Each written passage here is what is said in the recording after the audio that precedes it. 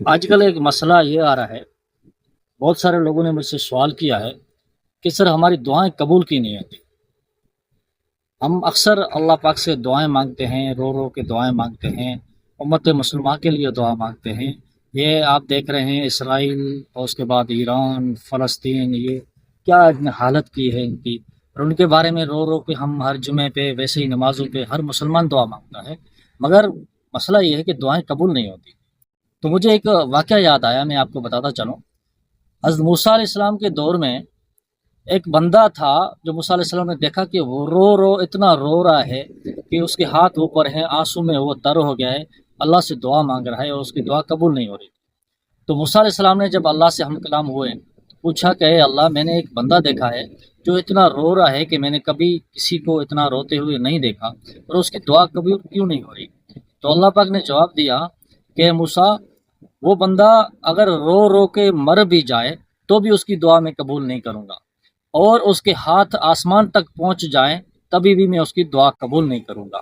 تو موسیٰ علیہ السلام نے اللہ سے اس کا سبب پوچھا، تو اللہ تبارک و تعالیٰ نے بتایا کہ اس نے جو کپڑے پہنے ہیں وہ حرام کے ہیں، اور جو اس نے لقمہ کھایا ہے وہ حرام کا ہے۔ تو آج کل یہ ایک عام ہے، لوگوں کو محسوس نہیں ہوتا، مگر ہماری زندگی میں حرام اتنا شامل ہو گیا ہے، چاہتے ہوئے نہ چاہتے ہوئے۔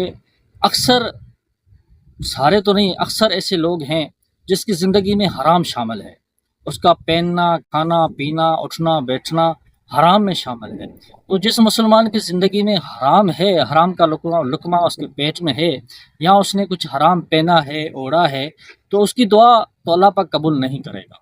تو پہلے تو ہمیں حرام سے چھٹکارا پانا ہوگا، اپنی صاف ستھری زندگی بنانی ہوگی، اللہ کے احکامات پہ چلنا ہوگا، اور جناب رسول اللہ صلی اللہ علیہ وسلم کی سنت طریقوں پہ اپنی زندگی گزارنی ہوگی۔ اس کے بعد جا کے ہم اس کے حقدار ہوں گے کہ اللہ پاک ہماری دعائیں قبول کریں گے۔ تو جب ہماری زندگی صحابہ رضی اللہ تعالی عنہ جیسی ہو جائے گی، اور ہم ویسے ہی سنت پہ عمل کریں گے، ویسے ہی دین پہ عمل کریں گے اور دین پہ چلنے لگیں گے، تو انشاءاللہ پھر ہماری دعائیں قبول ہوں گی۔ اور جب ہماری زندگی میں یہ حرام شامل ہوگا تو کبھی بھی ہماری دعائیں شامل نہیں ہوں گی۔ تو ہم سب کو چاہیے کہ حرام سے بچیں، حرام سے پرہیز کریں، اور اپنی زندگی تقوی والی گزاریں۔ اللہ پاک ہم سب کو سمجھنے کی توفیق دے۔